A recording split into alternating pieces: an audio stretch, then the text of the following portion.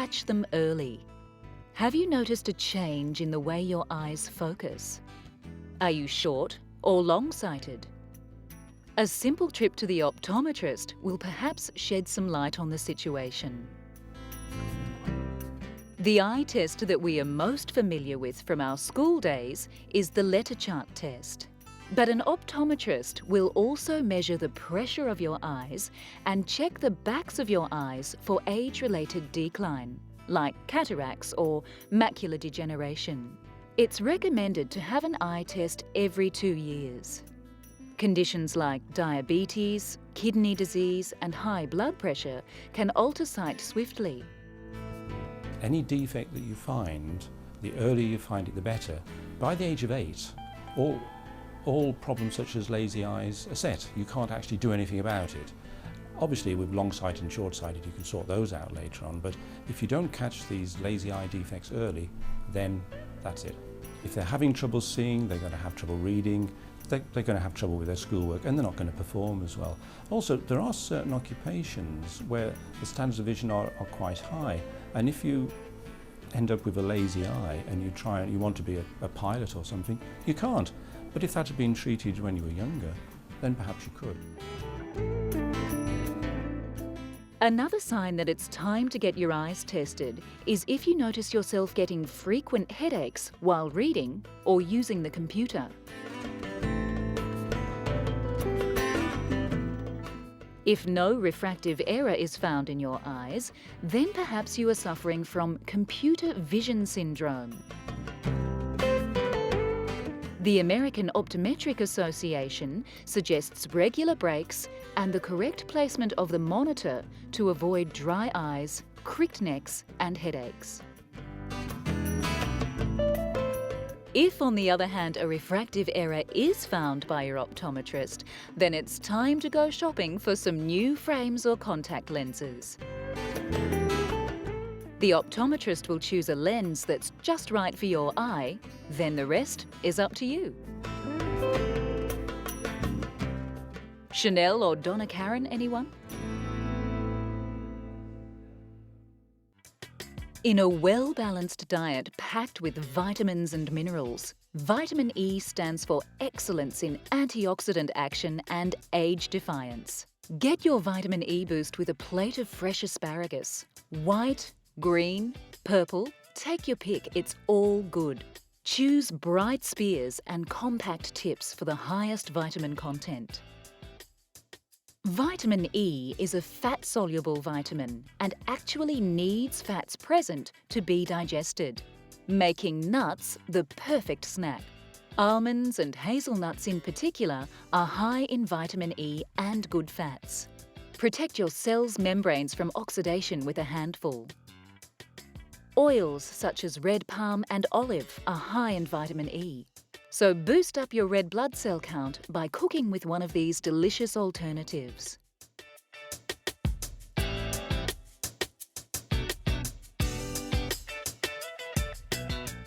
Vitamin E deficiency is extremely rare in humans. This vitamin makes an appearance in many fruits and veggies, especially the green leafy ones like spinach.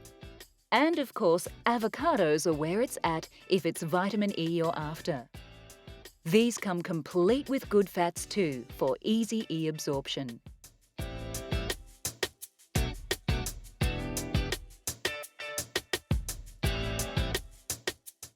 Keep your eyes in condition by avoiding sugar, eating a balanced diet, and doing some simple focus exercises.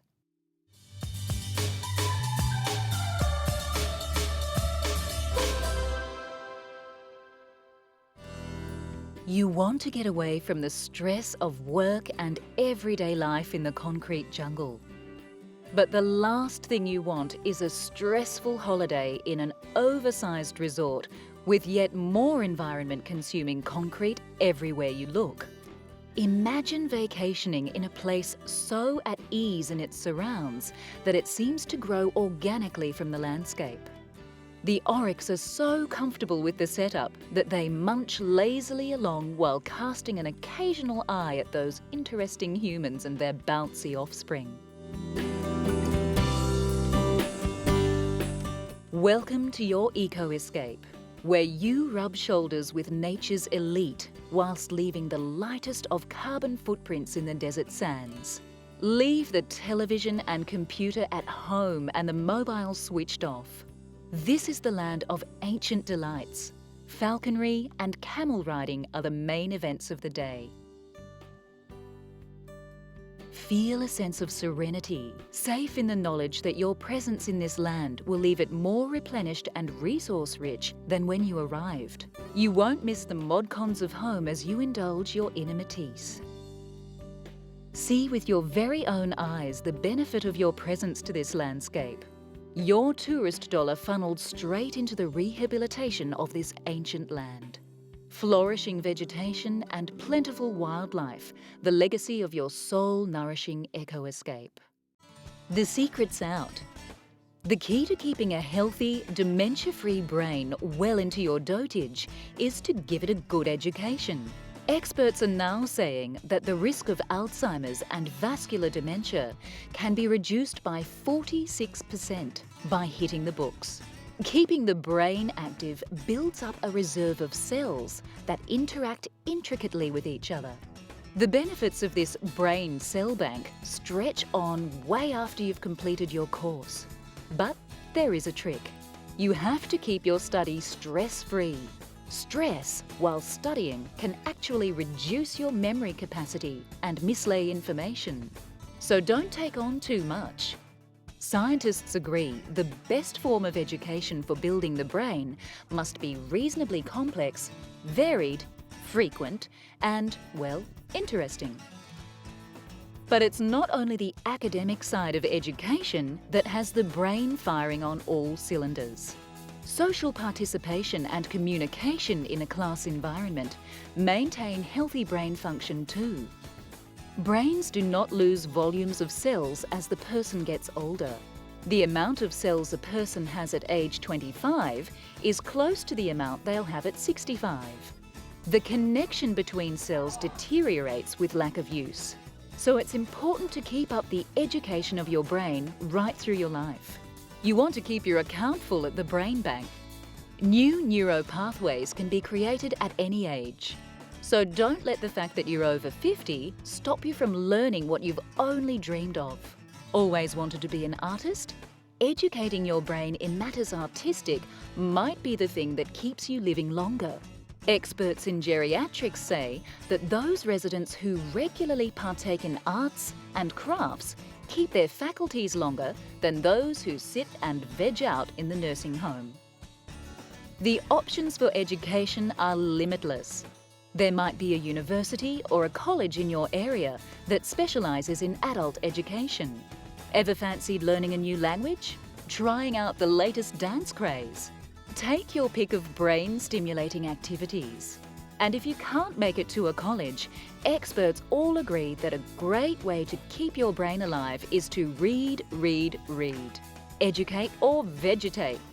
Take the interesting option. A bona fide eco-escape leaves the wildlife, environment and culture of your holiday destination in a richer state than when you arrived.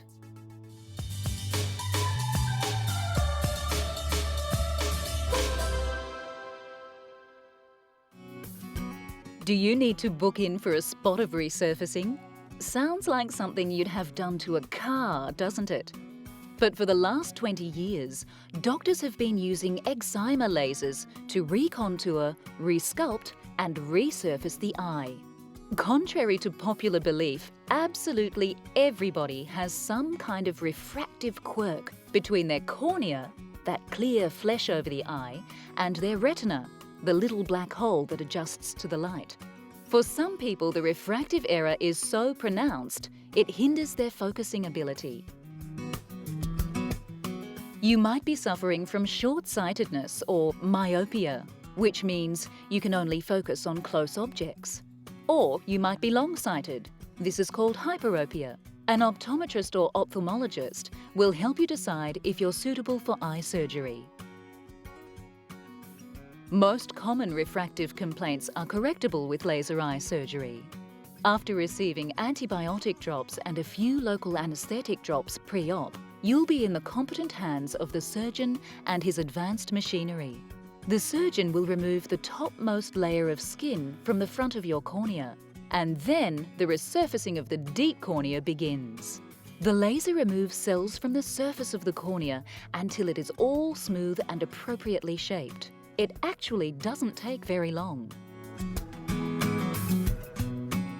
Once the top flap of skin is replaced, it adheres immediately to the eye, and sometimes people experience great vision 1 hour after the end of the procedure. For others, it might take overnight or a few days. In most cases, the entire event is pain-free. Some people might find their eyes feel dry and gritty post-op. Be careful not to rub your eyes for 2 weeks after surgery. You don't want to dislodge the flap, and contact sport should be avoided for 3 months. But after that, it's clearly life as usual. Cholesterol is the word on everyone's lips, and eggs seem to be at the heart of the matter. Are these little morsels to be feared or revered? Let's put it to the taste test. Eggs are packed with vitamins and minerals. Vitamins A, B1, B12, E, zinc, iron, and a whole host of specialised antioxidants work together to guard against macular degeneration and other diseases. Eggs are also one of those rare foods in which vitamin D is found, helping your muscles and bones make the most of calcium intake. All these nutrients plus 10% of your daily protein needs, all for a crazy 70 calories. What a handy snack. So, what's all the fuss about? Well, eggs are essentially food for baby birds, and most babies thrive on foods rich in saturated fats. Eggs are high in cholesterol, delivering close to the daily recommended limit per yolk. However, countries like Japan and France eat lots of eggs, and neither of them have high levels of cardiovascular disease or coronary heart disease. Harvard has just completed a 20-year study on 57,000 men and women and have found that only people who eat eggs every day are at increased risk of heart disease. People who suffer diabetes type 2 especially are at a huge risk of heart disease if they eat 1 egg or more per day. The rest of us can happily eat 2 to 3 eggs per week with no added risk. Of course, you can help yourself further by preparing your eggs in a healthy manner. A low-fat scram might be better than a good old-fashioned fry-up. Any egg is a good egg, but all things in moderation.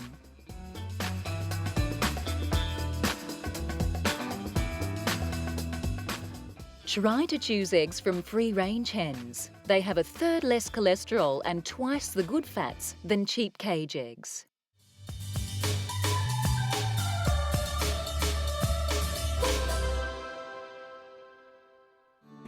Humans and horses have been enjoying each other's company, arguably for the last 6,000 years. They share a history steeped in battles, triumphs, discovery, and sore muscles. To the untrained eye, horse and equestrian appear graceful and fluid as they move effortlessly across the arena. But underneath all that stage calm, there is some awesome muscle action taking place. It's a superb way to keep fit. Every muscle group in your body gets a workout when riding a horse. But in particular, the deep abdominal and dorsal regions get a look in, enhancing core strength and toning up that six-pack. The adductor muscles in the thighs, the ones you cling on to the horse with, are always engaged and become well-defined. Equestrianism provides a moderate cardio workout. It's great for people who can't raise their heart rates to ultra-high levels. This is a strain-free way to keep fit. And of course, your coordination is enhanced and mental focus increased as you concentrate on balancing on a moving platform. An equestrian develops superb postural muscles, while at the same time becoming flexible in the lower back and hip area. It doesn't look like it, but an equestrian will burn as many calories in a 1-hour session as a jogger does in a half-hour jog. If you do this every day, chances are you'll never have to step foot inside a gym. And aside from the physical benefits of equestrianism, there's also the joy, friendship and trust between horse and rider that makes this pursuit a tonic for the heart and soul. Fresh air, sunshine, four-legged friendship and a wonderful workout. Equestrianism has it all, really. The face of eye disease is not necessarily an old one. Visual degeneration can happen at any age. But the good news is, if detected early, you may be able to salvage your remaining eyesight. Don't leave it until you experience scotomas, these fuzzy patches in your vision, to do something about it. Have regular eye tests, especially from the age of 35 onwards. If you have dark patches or pieces of vision missing from your central field of vision, you could be suffering from macular degeneration or glaucoma, along with hundreds of thousands of other people. As soon as you detect a change in your vision, take action. Don't just dismiss it as a sign of old age. You can't check the condition of your retinas at home in the mirror. A professional optometrist needs to dilate your pupils and illuminate them to get a good look right down deep at the back of the eye. It makes me feel very despondent to see them being led in by a friend or relative and to discover that they had a condition which would have been preventable by drops or laser treatment, and that now we can't bring back that eyesight and we have to register them as blind or partially sighted. Glaucoma is another disease that affects a fair percentage of the population. Diabetics, people who suffer migraines, short-sighted people, and people with a history of steroid use should be especially aware of this optic nerve-destroying condition. There is no cure for either macular degeneration or glaucoma, but you can slow its progress with medicated drops, laser and surgery. It's best to keep your eye on the ball when it comes to the health of your eyes. Tests are pain-free and pay-free in most countries.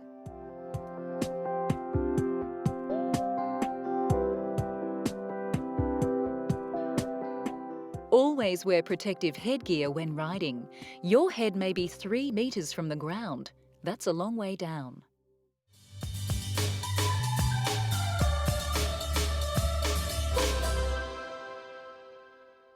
If speed, height, inherent danger and high physical exertion are on your list of what makes a good sport, you're probably one of the growing number of youngsters who like to take things to the extreme. Forget Fuel TV, you want the real thing. But what makes some people predisposed to thrill-seeking and others quite happy to trot along on the treadmill? Genetics or sheer madness? Those who've got this A1 allele had significantly fewer dopamine receptors in pleasure areas of their brain. That means that these people, don't get the normal pleasure and fun in life under normal circumstances. Other studies show that people who are attracted to pitting themselves against the elements in a sport with uncontrollable variables and who actually enjoy the feeling of narrowly cheating death regularly are able to cope better under pressure in everyday life than we mere mortals. But will they live long enough to enjoy this amazing psychological asset? One researcher went to do a 4th yearly checkup on his extreme sports subjects and found that 8% of them had met with a grisly end. Now that's what I call an extreme statistic. So take precautions next time you base jump yourself head first off the nearest cliff, if that's possible. Everyone wants to do the right thing and get in shape. But how do you wade through the obstacle course of exercise myths to a better you? One common misconception is that cardio is the best fat buster. The truth is, you should mix some weight and strength training in with your cardio. Too much cardio all on its own will strip fat and muscle. Keep a good balance. Another popular myth is that you can lose all the weight you want just through exercise. But in reality, there are other contributing factors. Your diet, genetics, and pre-existing conditions may put a limit on the amount of fat you can shift and how fast. Contrary to popular belief, swimming is a great way to downsize.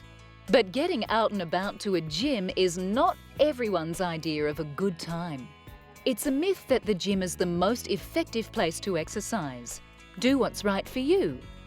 And how often should you exercise? Well, to change your body shape, you need a minimum of 3 varied classes a week. But you should be doing at least half an hour of exercise on all the other days too. Consistency, nutrition, and a good ratio of strength to cardio training will bust the fat along with the myths. Breathing the delicious aroma of essential oil not only sets the mood for relaxation, but may also have amazing benefits for your physical health.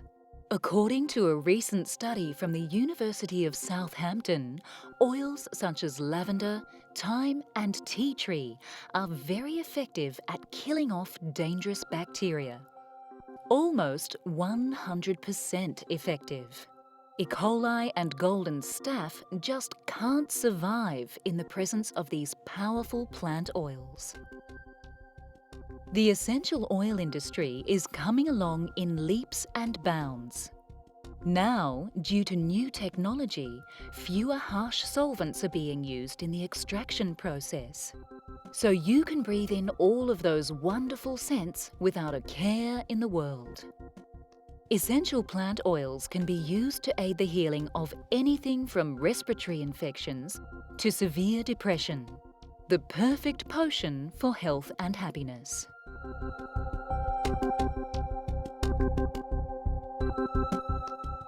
Silly exercise gadgets don't come with a professional instructor who can correct your posture and technique. You get what you pay for.